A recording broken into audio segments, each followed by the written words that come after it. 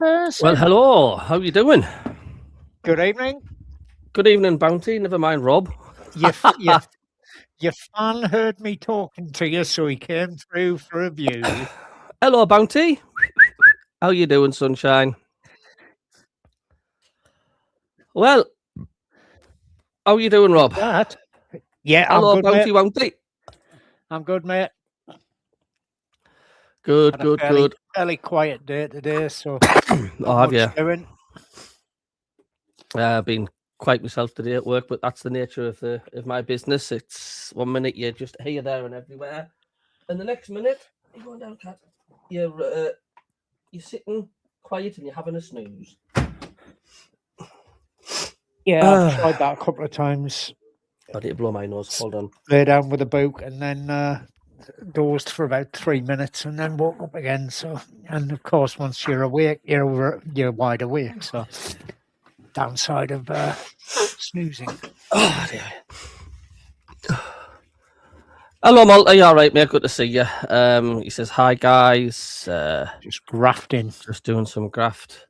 Hello to people who are just starting to join the show tonight. How you doing? But yeah, I mean, strange game last night, and I sent a message to Total Sport tonight, and they did point it out. It was the fact, like, the amount of times Brobbey was getting pulled left, right, and centre, shirt pulled, everything. Well, there was two, like in my comment, there was two penalties that the referee totally ignored, and VAR failed to even look at. Yeah, and I'm sorry, but that's just appalling refereeing. I mean, there was one where he was wrestled to the ground in the first half, and there was one in the second half when he was Canate again wrestled him to the ground. Yeah, and I'm sorry, the referee wasn't doing his job properly. The linesmen weren't doing their jobs properly, and VAR certainly wasn't doing their job properly. Well, there might have been, because there might have been on Liverpool's payroll, of course. it's just so annoying. It really, really is, and it's the fact, like, he was getting massively manhandled before the ball was even played to him. Do you know what I mean?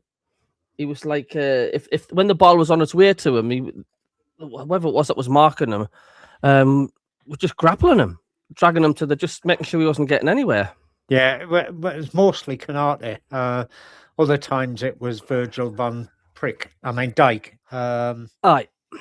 But, I mean, Virgil van Dijk actually said on the BBC today that he's one of the toughest forwards he's played against. Aye. He said he's just so strong, it's unbelievable. So, yeah, it was a bit like that. I mean, Daytona has said, it was a bit like how we played against Arsenal. And it was, I mean, first 5 minutes of the game, we were on top. The rest of the first half was all Liverpool. We were better in the second half, but we conceded. And we didn't really offer anything up front. We didn't. In terms of attempts. But why do you think Brobbey was like just getting ignored like that? Because I tell you what, if it was the other way around and he was grappling one of their players, I mean, do you think it's the fact, like, it's just because the cartel clubs, the big clubs, that get the advantage, the den, and penalise Liverpool? Because with VAR in the background, it shouldn't be going on, Rob. It shouldn't be happening. VAR, they had the opportunity to flag it up to the referee. They chose not to. If that had been the other way around, it would have got flagged up. Any of the cartel clubs, it would have been flagged up. They would have been given a penalty. It's just absolute disgraceful refereeing. Shocking. Last night was almost a carbon copy, says Daytona Fire, of how we played against Arsenal. It didn't work. Sadly, we didn't try to change anything. Yeah. One caller on Total Sport tonight came on and he says, I don't know what Sunderland's intent was last night, but it was almost like they were playing or set up for a draw, or a point or something like that, because it was just such a strange setup by Sunderland. It was like lack of attacking possibilities. I mean, you look at that performance compared to what it was at Anfield. It's completely different. We were amazing at Anfield. Yeah. And I know, like I say, we're missing Xhaka, which is massive. But I don't know what Regis was trying to do with that setup yesterday or say last night, because I mean, it was, to me, it was just too negative. I don't know what his plan was. What was he trying? What was he trying to achieve with that, with the setup and the way we were? I'm not sure. I mean, when we've been successful, or when we've played good football, we've generally played a 5-4-1. But the last couple of games, it's been a 4-2-3, 4-2-2-1, or a 3-4-2-1, and that it doesn't seem to be working for us. Maybe you should just go back to the back five, 4 in the midfield. But then again, 4 in the midfield, be ideal if you had Xhaka in there, but unfortunately he's unavailable at the moment. And as per your poll, are we missing him? Yes, we definitely are. Brobbey has an apparent reputation with the refs and they're ignoring it, says Malta. And he also says, would have been 2 pens the other way around. I'm just amazed at the fact, like, with VAR there, they never even sort of like looked at it. Like Marco tonight on the show was saying, like I say, before he even got the ball, Brobbey was getting like manhandled left, right, and centre, brought to the ground, his shirt tugged. Yeah. And it was just like, well, what was going on? I think a lot of fans were frustrated last night because, yeah, we're all right. We're all saying, like, Liverpool deserved the win, but were Liverpool really, really that good, or were we just flat, or just didn't offer anything? Did we? In the first half, Liverpool were okay. They played some good football. We struggled to stay with them. When the second half came round, we were much improved in the second half. We had more of the ball. We got more into their box. We didn't really create a great deal, but we got into their box a lot. We didn't have that many shots, and what shots we did have were either easy saves for the goalie or were off target. But the upshot was, you were fighting. Once we went 1-0 down, we had to try and push that little bit harder. I think the team were tired.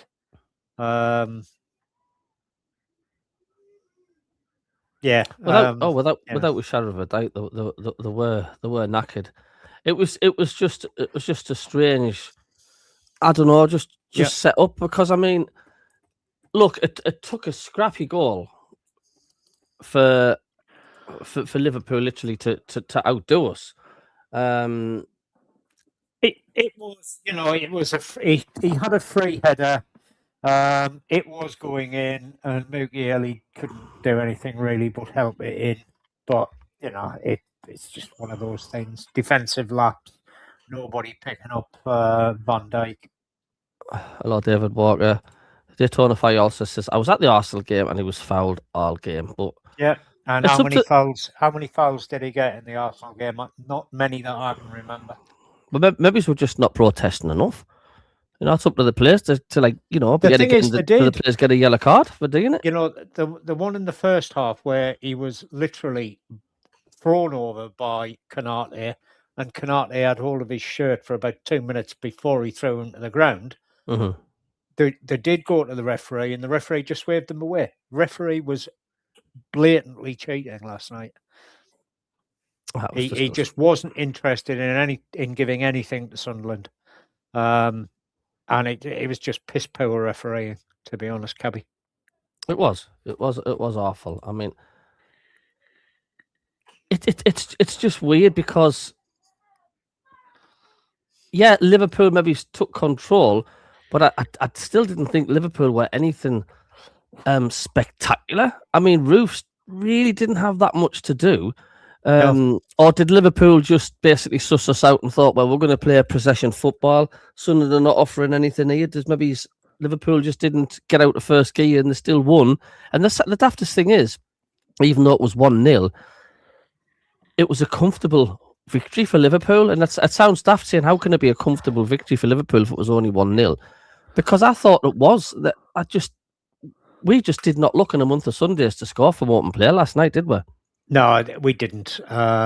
We certainly struggled with that final ball, and the players just weren't hitting the target when they did have shots, or they were just weren't hit hard enough, and the goalie was able to either catch them or clear them away. It was one of those games. We're always going to have one of those games at home, Kevin. Let's just hope we can just reset, kick on from here. Our next home game, I think, is Fulham, if I'm not mistaken, in a week and a half's time. I know we've got Oxford before then in the FA Cup, but the next important game is Fulham. Hopefully we'll have reset. Hopefully Xhaka will be back by then. And we've got one game in 2 weeks, so that's a good thing. A little bit time for to rest up a bit. Dayton says some VAR decisions on pens are given with minimal contact. That's what I don't get. How nothing was given last night. It's beyond me. It's just so inconsistent, though, isn't it? It's like your referee will just pull play back for someone's eyelash getting pulled and it's a penalty, and yet somebody blatantly gets manhandled in the box, edge of the box, and it's not even looked at. Do you know what I'm saying? It's just and you're right. And I mean both times last night, because I was watching the game, which was a little bit behind the SAFC.com commentary, but both times I said, why is the ref not giving a penalty for that? Why? That's a bloody penalty. Why is he not giving it? Because he wasn't watching. Yeah. Why didn't VAR flag it up? Because he wasn't bloody watching. Just appalling refereeing. Very, very poor. And like I say, we did massively miss Granit Xhaka last night. I mean, we didn't have that play in the middle of the park to sort of slow it down for Sunderland a little bit, get them organised, pick out that killer pass that he always does, releasing the players down the wings or playing a super ball through the middle, dragging players towards him, create space for runs. This is what Xhaka is really, really good at. It's like getting players to come and then creating space he knows what he's doing, Xhaka. And no, I'm not saying we're a one-man team, by far from it, but that did not help at all. I mean, let's face it. I mean, we've had Arsenal and we've had Liverpool. I mean, some people are saying that's the first time we've lost 2 games on the bounce, but come on, we've just played Arsenal, we've played Liverpool without our star man. What do you expect? Yeah, that's it. I mean, and I don't think any Sunderland fan expected us to go through the whole season unbeaten at home. It was a nice idea, but I don't think anybody really expected it to happen. Yes, I know we drew against Arsenal at home. We drew against Man City at home. We drew with Aston Villa at home. And that's the top 3 taken care of. We haven't played Chelsea at home yet. No, I mean, it is what it is, mate. I mean, it was the quietest I've heard the Stadium of Light last night. You could hear a pin drop. It's almost like the crowd sort of sensed that this is where our unbeaten run's going to come to an end. You could sort of feel it in the ground, couldn't you? Yeah, I think. Yeah, you got that impression that the crowd were not on their normal top vocal form. But also cauldron. But that also had a lot to do with, I think, as well, with the way we were playing. Because let's face it, we didn't get excited on the watch along. I don't think the team didn't do anything to really raise the volume levels. There wasn't that effort. There wasn't that determination, that intensity like what we usually see Sunderland at the Stadium. That was just all gone. There was nothing there at all. We passed the ball around in the middle of the park. how often did you see Sunderland going down the wings getting crosses in? Very, very rarely, if none at all. Yeah, there was a couple from Mookie early, Mhm. and Angulo tried a couple of times. Yeah. He's tricky little winger, and he's got some good, good ball skills. But he was just getting a little bit lost, I think. He was running into players rather than laying the ball off. He was trying to go through players. And He'll learn. I mean, that was his first, it was his first start for us. He'll learn. He'll get up to speed with the Premier League, based on his performance last night, probably fairly quickly. And once we've got Xhaka back in the midfield directing things, I think we'll see improved performances and improved results. But, I mean, it was highly unlikely we were going to go through a whole season with Xhaka playing every game. no. And it was He's also 34. highly unlikely going through the whole of the season unbeaten as well. If someone says to you before the season started that we'd be unbeaten No. as far as February at home, you would laugh. Pundits would laugh. They'd say an absolute no chance. Yeah, you would have, and like we said right at the beginning of the season, Cabby. If we'd been sitting in February in 17th place, we would have been reasonably happy. The fact that we're sitting in 11th place, I'm ecstatic about that. We ain't going down. It's as simple as that. Enzo only seemed to pass it backwards, says Daytona as well. It was very negative. Yeah, I just think because we had no options, we seem to like when we come to the final third or comes to that 18-yard area, we could only go sideways or backwards. Very rarely did you see the quick 1-2s that we had that split the teams apart. I mean, look, Liverpool, they're the champions of England, for heaven's sake. Do you know what I mean? Their defense is absolutely superb. It's not so much their defense that's superb; it's their bloody forward line. Mm-hmm. Wirtz, absolutely. Ekitike, Salah, and you got to bear in mind their most expensive ever purchase is missing because he broke his leg. Oh, who's that again? That's I used to play for what do you call that time? Playing black and white. Oh yes, yeah. I know who you mean. The Rat. Yeah, the Rat. Well, he's only a rat to certain sections of the north of England, of course. Others thought it was quite funny. I think he's a clown. Hi, Kingfisher. Kingfisher, good to see you. Sorry you missed the live stream. I was at the match. Don't have to apologise, mate. You're at the match. We lost the home record. Don't forget to like and subscribe. Lot of Trey Humes getting a lot of criticism as well. He's not a midfielder. That's what people keep ringing in today. They were saying. Are they being harsh on the lad? He's a defender. He's not a midfielder. He's definitely not a winger. No. It's difficult. He's a good player. I mean, don't get me wrong. He's a good player. But not in that position. He'll never be a midfielder, Rob. He's playing out of position, and sometimes you've got to play players out of position, and some players relish it. Other players don't do as well in those new positions. It really is a case, we need to probably get back to having. Mind you, saying that, does Hume fit into the team with Alderete and Ronaldo and Mookie Early and Ballard? Where do you play him? If you're going to play him, where do you play him? He's not a midfielder, therefore, who do you push up into midfield? Do you push Mookie Early up into midfield? Do you push Ronaldo up into midfield? Do you push Alderete into midfield? Just so you can play Hume at the back. Yes. I mean, we're a newly promoted side. In a way, we're still at the experimental sort of stage, aren't we? I mean, we're still trying players out in positions, which suits them. But unfortunately, in the Premier League, if they're not in the right position, you just get punished. There's no way they you give you time and say, all right, we'll make it easy for you because you're getting used to it. It doesn't happen. It's like No, it doesn't happen, and we've said this several times. The Premier League is the world's best football league. End Yeah. of. Even if you just think about Europe, Christ's sake, Tottenham Hotspur, who are absolutely pants, Mhm.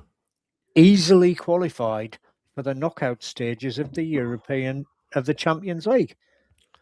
But That's isn't that's how bad the rest of the world is compared to the I Premier know, League. but it just You goes know, to show you how important the Premier League is. It's even more important than Champions League because the manager's been sacked at Spurs, and they've yeah, totally overridden how well they're doing in the Champions League. yeah, But the main baby is the Premier League because they just cannot afford to get relegated. yeah. And the simple thing is, I mean, that Spurs did it last season with Poster no clue. And Poster super He, glue. yeah, Potter super glue. He won them a trophy. Then he got fired, Yeah, and he but went it's because of their went to Premier League Forest. status was fourth or fifth off bottom, wasn't it? It was, yeah, slightly behind Man United, who have kicked on this season. Spurs haven't, um, and it's a funny world. I mean, poor Sean Dyke got the boot from Forest, but Forest are another one that I've got a owner that's just a psycho. He is. I think Forest are going to be. I think they'll be the third team to get relegated. I It's know looking Burnley that got way. a win, which is ridiculous. They scored 3 in 5 minutes Yeah. at Palace. Yeah. Palace aren't safe by all means. Palace aren't safe. Spurs aren't safe. No, If Spurs' form continues the way it has been going, Spurs will be in the bottom three within 2 weeks. I I cannot. reckon. Spurs. It sounds tough saying it. The too strong to can down, and whatever blip it is that they're going through, I still But think they've got been too the much season. quality. It's been a season-long blip for them. They were third in September. Yeah. Spurs were third in September. Hello, Marco. 37, 73. All right, mate. And they've gone backwards since then. Even Marco, how you doing, mate? I mean, the players might have just not got along with the manager. They might just not be wanting to play for him. Same with the manager last season. But if they get the right man in charge, they've got the players in that squad, Spurs, to rocket up that league. But at the minute, they're just not getting the right man in charge, and that's why I think Spurs. I think they'll be okay. I don't think they'll go down. Can you imagine Spurs with that stadium in the Championship? I mean, really? I can. Can you imagine a team that plays at somewhere called the Stadium of Light playing in League One? We did for 4 seasons. It is. It's a good point. With the best ground outside of the Premier League. End of. And we were stuck in League One for 4 years. There's no reason why Spurs haven't got a God-given right to be in the Premier League. Maybe just because of the fact they'll get relegated. Maybe it's just because of the fact you're so used to seeing them in the Premier League. It seems unthinkable that they'd be in the Championship. You're absolutely right. But at the end of the day, if they ain't playing football properly, they're not going to win games. And if they're not going to win games, West Ham and Forest are going to catch them. They're not that far ahead at the moment. No. I mean, we're not mathematically safe, Rob. I mean, if we're not, but realistically, no team that's got 36 points has been relegated in the last 10 years.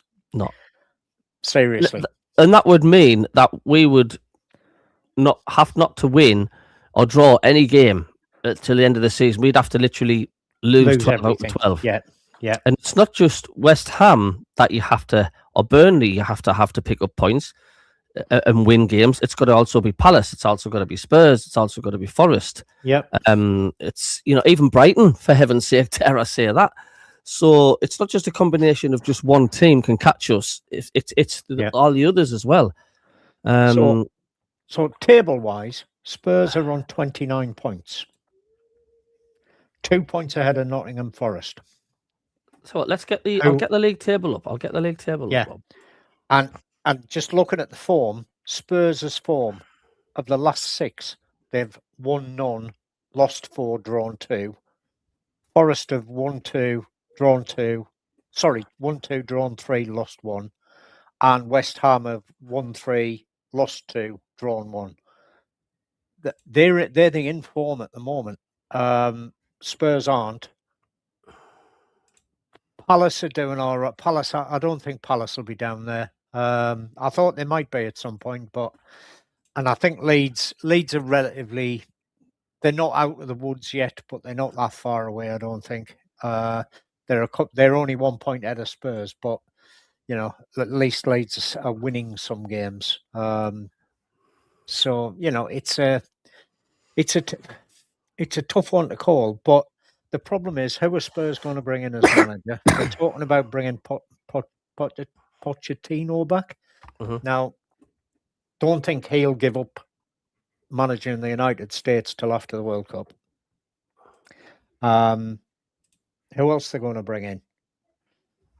Sean Dyche, possibly. He's free agent now. And, Forest are looking to bring in Pereira, who did absolutely bugger all at Wolves, lost 7 games, and then got fired. I know. Can't they actually can the clubs not actually see that? Oh, if we employ him, look what he did at Wolves. He was shite. What's he going to bring to us? Probably a load of shite. Just try somebody else, for God's sake. Bring in a different manager. Don't stick with the same failures that everybody else has failed with. Oh, absolutely. I just realised that some of that league table is still not shown. Let's have a look. I need to get that. There we go. Sorry about that. I don't know. It's a strange one, isn't it? I mean, it is a difficult one. I mean, Marco said it. Spurs were lucky not to go down last season and are worse than that this year. I think that sums it up. So it's safe to say Spurs, well, they're in free fall. They're not 16th for no for no reason at all. It's not just unlucky. I watched them play against Newcastle and they were awful. I still think, I mean, if you look there at the bottom 3, West Ham are sort of the most team in form. They've got 3 greens there. They've got 3 wins, which is decent. We're still not bad. We've got 2 wins, but them three losses. I mean, but look, how many teams is going to really get wins against Liverpool and Arsenal at the moment? Because Liverpool, they're turning the heat back up again, aren't they? They're wanting to go for Champions League. Man City and Aston Villa are going to be trying to push Arsenal, so they're going to be fighting for points. Yeah. Man United just want to not stop being crap, and trying to qualify for Europe. Chelsea will be big on getting into Europe, as will Liverpool. Assuming that none of them actually win the Champions League. Brentford, they're at the 40-point mark. They're totally safe. Everton, Bournemouth, Newcastle, Sunderland, I think are very safe. Like I say, no team in the last 10 years has gone down on 36 points. I look back at League One with a smile, says Daytona Fire. I went to Peterborough and we had a full end and a half and main stand full of our fans. Marco 73 says, just look at how many ex-Premier League teams are now in League 1 and 2. It's shocking how many teams have crumbled chasing the Premier League dream. I mean, some of them, Bolton, are down in League 1 now. But, I mean, Bury went out of... I don't think Bury actually ever played in the Premier League or even in First Division as it used to be. But they were a team that had been around for a long, long time, and they were always, Division 1, Division 2, Division 3 standard, out of business, gone, folded like a pack of cards, gone. Darlow was another one, run into the ground by an idiot, kicked out of the league effectively, had to start from the very bottom of the pyramid again. It's tough for teams like that to get back to where they want to be. Hartlepool and York are finding that in the National League at the moment. York are doing all right, but Hartlepool are struggling a bit. It's a difficult one. Do you know, I was looking at the league table, like I say there, and this is just where my mind works sometimes. If like West Ham win, we lose, then they're only, wait a minute, 36. We're on 36. But 2 points there, but they'll be like 10 points behind. So if they win and we lose the next one, they're only. Am I right in saying they'd only be 9 points behind us? Yeah, but that's 3 wins for a team that have got 6 wins in total from their first 26 games. Mm-hmm. But it can happen though. That's what I'm saying. West Ham can just turn and they could win the next 3 or 4. It's highly unlikely that West Ham, Forest, Tottenham, Leeds, Brighton, and Crystal Palace are going to do the same. You know, if we can match the results that, you know, Fulham, Crystal Palace, Brighton, Leeds, Tottenham, Forest, or West Ham get, then, you know, we'll still finish the same number of points above them as we are now. We need a couple of wins. Yeah, we do. You know, we could do with a couple of wins. I mean, I think we must have Forest. Do we? We've got Forest at home again, haven't we? We've got Forest at home. Well, let's have a rundown from top to bottom, Rob. Arsenal, we've played them at both grounds. Man City, we've placed at both. We've got to play Villa away, which we know how difficult that would be. That'll be a tough one. We've got Man U to play at home. That speaks for itself. Yeah. Chelsea. Chelsea at home. At home. Yeah. We've played Liverpool both patches. Brentford both patches. We've got Everton at home. No, we've got Everton away, haven't we? We played them at home, drew ones apiece. Oh, yes, we do. I beg your pardon. We drew nils apiece. We've got Everton away last game of the season, I think. Yeah. Yeah. Bournemouth, we have them to play away. Newcastle away. Fulham at home. Next played week. Palace. We've got Brighton at home. Yeah. Leeds away. But that's going to be an awful game. That is going to be a tricky game, that. We've got Spurs at home. Yeah. We've got Forest at home. West Ham we've played. Burnley we've played. Yeah. And we've got Wolves away. Wolves away, yeah. So if Sunderland can't master 2 wins from them remaining games, you know what I'm saying? Yeah. Because that's all we need is 2 wins. Yeah. A win and a draw will take us to 40 points anyway, but 2 wins, you know, no team on 43 points has ever been relegated. Teams on 40 points we've done it before. We got relegated with 40 points. West Ham got relegated with 42 points one season. We are competing with teams that cost twice and 3 times more than ours. We are. I mean, somebody posted a post on my YouTube page, and it's like the most top half of the Premier League. They're into the billions spending. And I looked at Sunderland and I thought, you know, but at the big start of the season, wow, we spent £200 million. That's incredible. But that's pocket change in the Premier League. 1.5 strikers. That's all it is. You know, and then strikers. It really opened my eyes when I'll try and find it for future ports and stuff.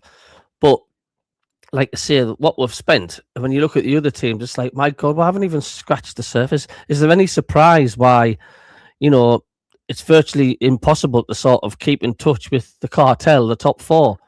I mean, look how much Newcastle's spending and they're struggling. Yeah. Yeah, that sums it up perfectly, mate. I mean, it is a case of, and I think somebody has said in the chat that we are the 3rd cheapest team in the league.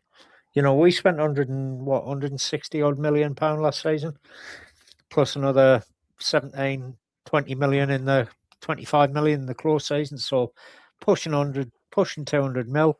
But you know, that's not even the amount that Liverpool spent on Wirtz and the Rat.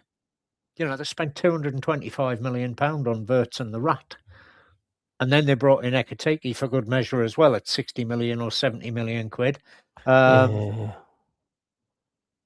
know, it's and that's just Liverpool, and Liverpool are in 6th. You know, Chelsea, they've spent their squad is valued at £3 billion. Mhm. Not million, £3 billion, £3,000 million. That's what Chelsea's squad is valued at. Yeah, it's Crazy money. absolutely nuts. Absolutely crazy money. That's the only thing I didn't like about the Premier League is the fact, like, for at least, I don't know, 4 or 5 games, even if you've got a good squad, you've got no chance against them. Do you Yeah, know what I mean?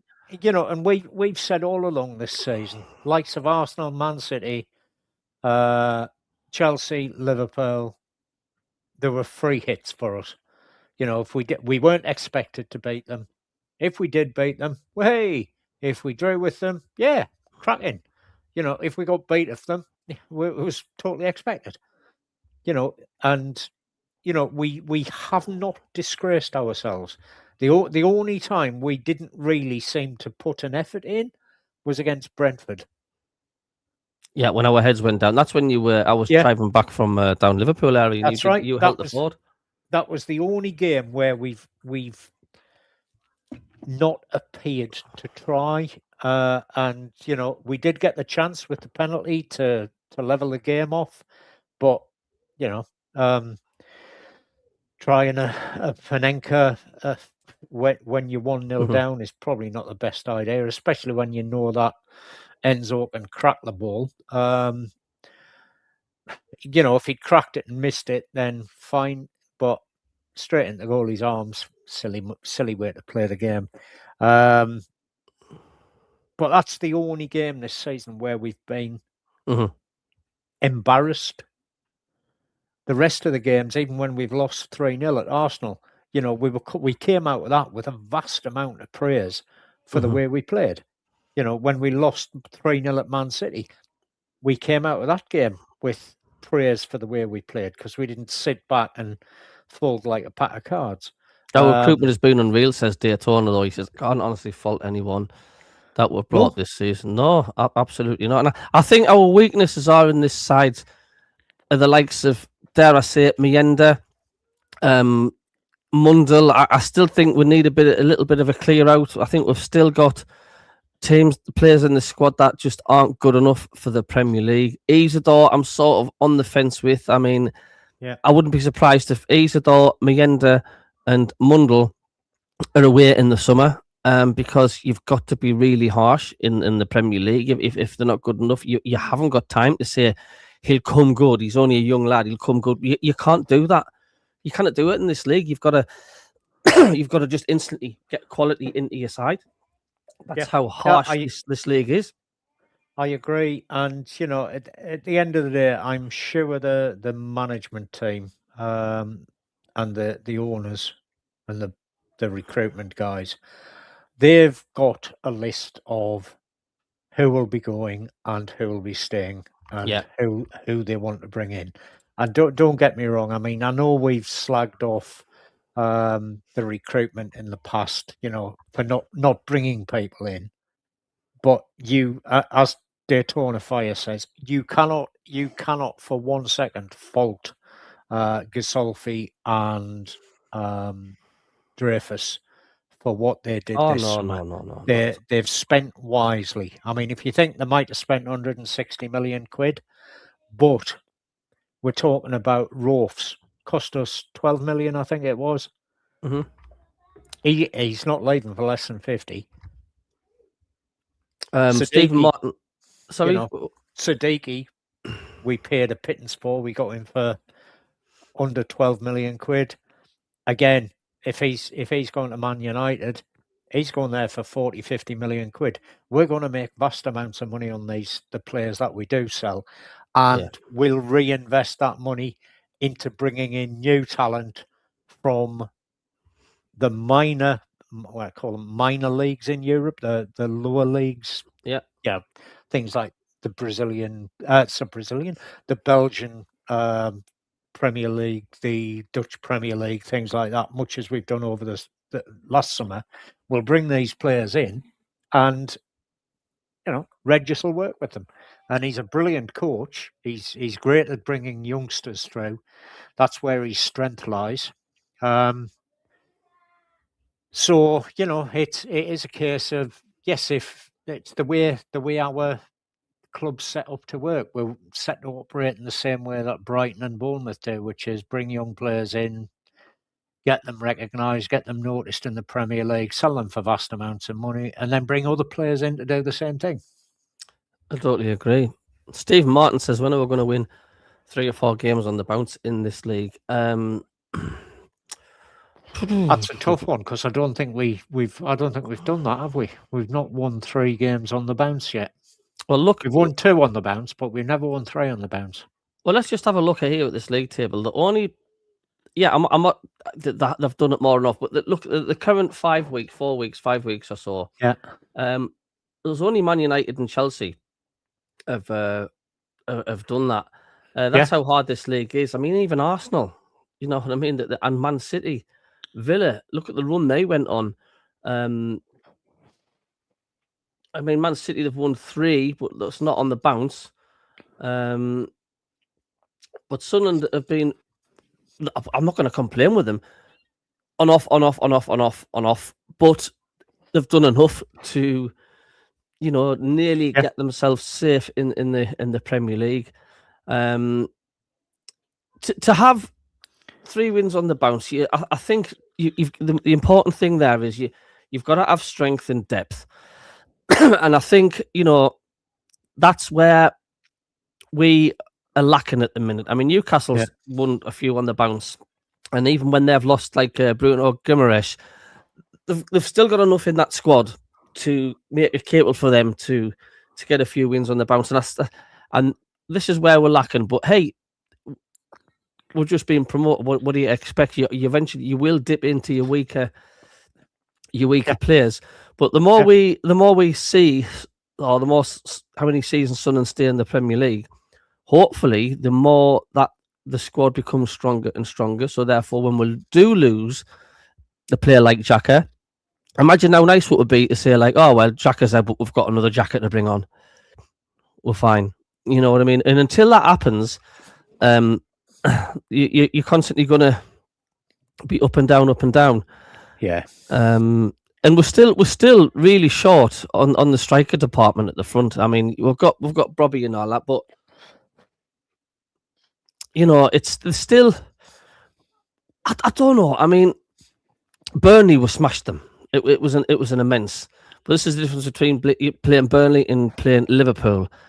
I'd like to see how we'll face against Fulham at home. With our setup, I mean, they're virtually neck and neck in the league there, aren't they? Yeah, it's only a couple of points between them. Fulham have actually won more than we have, but lost a lot more.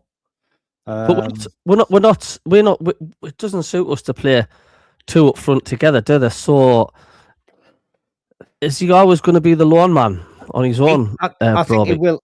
I think he will be for the time being. He's there to win the ball, hold it up, to allow the midfield and the wingers to get into positions where he can lay the ball off. And he does that, to be fair to Brobbey, he does that superbly. When he gets the ball, not played in the air, don't play the ball in the air to Brobbey, because he's not that tall. But he's that broad, nobody's getting past him. Play it into his feet, he'll hold the ball up and then lay it off for the likes of Enzo or Talby or any of the other forward line or midfielders that are running forward. He'll lay the ball off to them, and he's a good passer of the ball. He passes the ball accurately, as we saw with his pass to Talby against Chelsea. Absolutely superb. The guy just had to, he had so much space. He just placed it in the net. He didn't hammer it. He just placed it in the net, passed it in. And we've seen that a few times from Brobbey. He just holds the ball very, very well. He's such a big unit that other defenders, doesn't matter who they are going to have to foul him to get the ball off him. And, that was the annoyance from last night, is he was getting kicked all over the place. Yeah. And I do think we need to protest more as well. If that's starting to happen, we need to sort of, to an extent, when I say getting the ref's face, I don't mean like swearing and listening to the other because you get sent off these days, but at least protest against it and you do something about it. Marco says only 2 signings that weren't a success have both went out on loan. Yep, that's true. Adingra was one. He looked good when his first couple of games, but he went off the ball and he didn't seem to have a clue as to how to put the ball into the box, which is not what you want from a winger, really.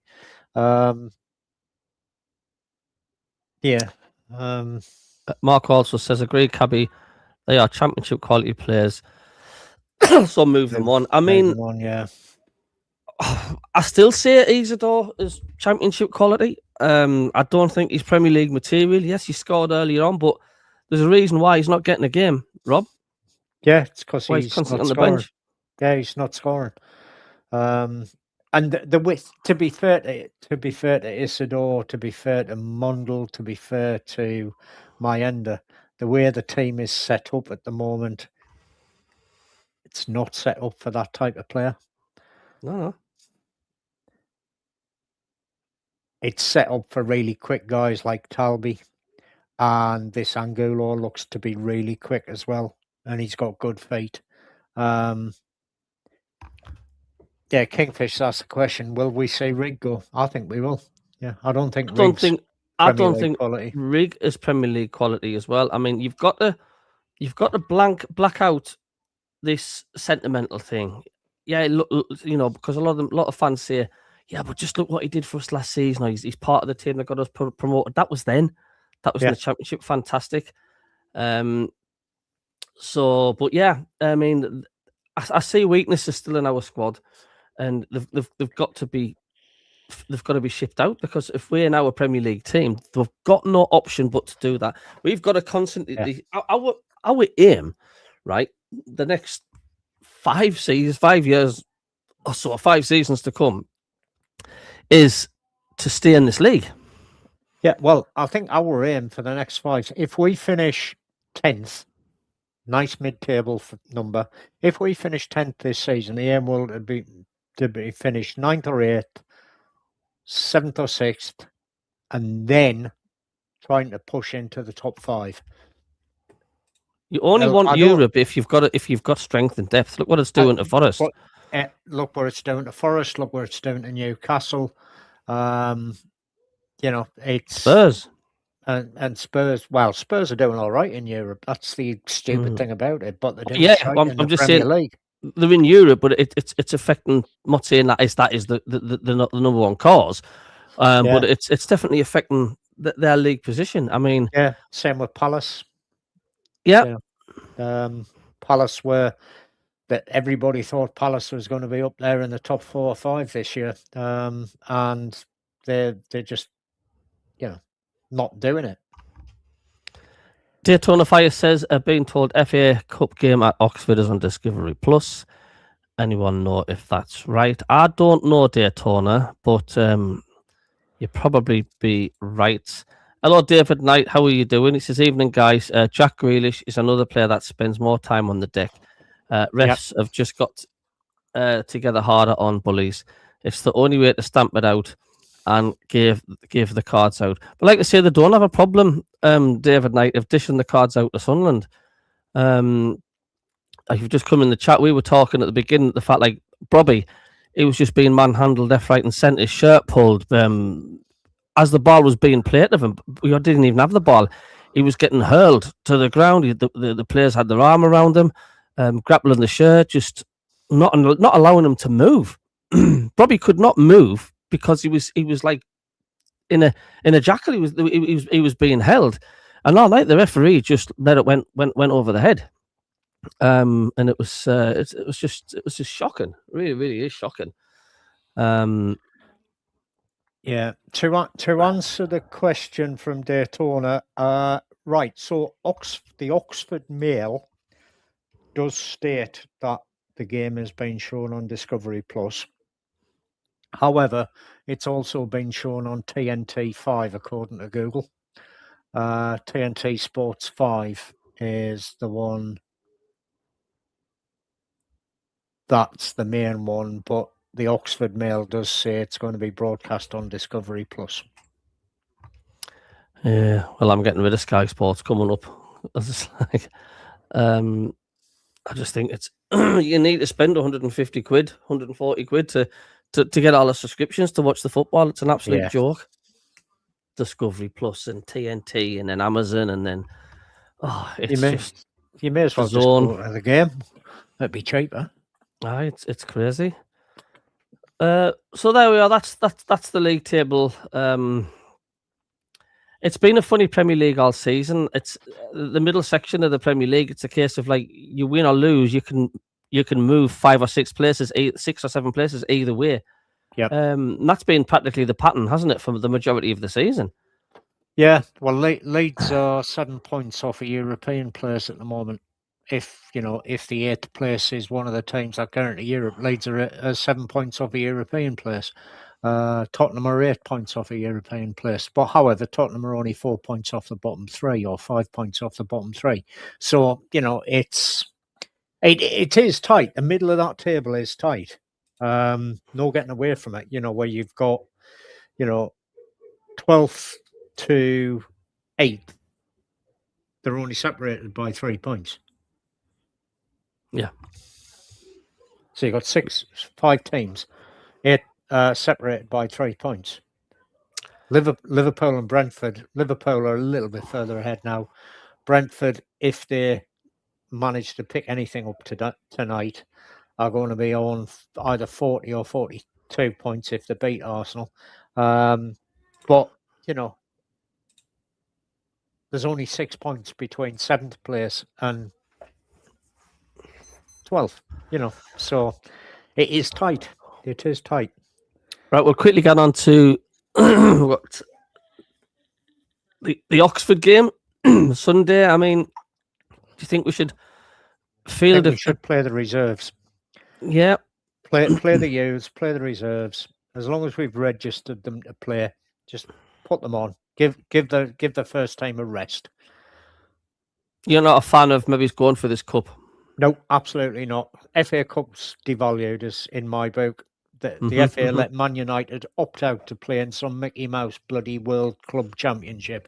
I mean, let's face it. I mean, it's about as valuable as the Caribou Cup or whatever it's called. It's that's just the usual, isn't it? You'll get through a few rounds if you do, and then you play one of the cartels, and 95% of the chance you've got no chance against them. It doesn't often happen when they do lose and stuff, but yeah. No, I'd rather just give the first team a rest against Oxford, put the reserves out, put the youths out, and give the first team a week off. Give them a 2-week break mid-season. We've got players we can blood in that game. We can bring in Elborg. We've got Sirkin can play a full game. The likes of Rig, Mayenda, Mundell. Why not? Isidore, play 3 up front. Give Brobbey a rest. Put the other guys in. Bring some of those the under 21s into the team. Bring them in. We've got a few under 21s that are playing really well. There's one guy scoring a hatful of goals for the under 21s and the under 18s. Bring him in. Give him a bloody chance. See how he does. And Oxford, I think the second off bottom in the championship. They're going through a dreadful run of form at the minute. But yeah, so give the rest a chance. Give them something to say. Oh well, we played for Sunderland in the FA Cup. If they win, great. And if we get to the semi-finals, we can then consider putting in half a decent team. But until then, don't bother. Absolutely. Concentrate on staying in the bloody Premier League. Not that we're going to get relegated, because we ain't, but concentrating on getting as high up that bloody league as you can. That's the most important thing this season. Well, I'm going to end the stream there now. It's 9 o'clock. It's been a canny little show. Yep. So thanks for tuning in, folks, and we'll be doing a watch along for the Oxford United game coming up Sunday, isn't it? Sunday, Yeah. 2:30 kickoff, if I'm not mistaken. Yeah, I know. So thanks for tuning in, everyone, and we'll see you on Sunday. Yep. Cheers, all.